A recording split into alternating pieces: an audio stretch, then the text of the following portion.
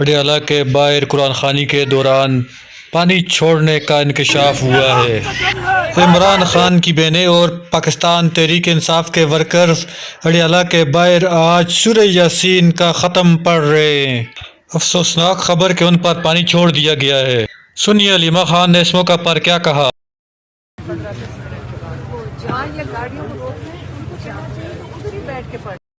واضح رہے آج سپر طاقت کو پکارا ہے اور اب پھر اللہ سے مدد مانگنا اور سورہ یاسین کا ختم یہ کوئی معمولی بات نہیں ہے۔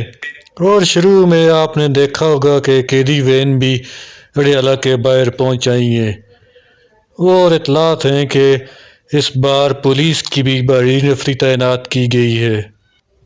اور اسی طرح یہ بھی واضح رہے کہ 2026 کا سال عمران خان کے لیے بہتر ثابت ہونے کی امید ہے۔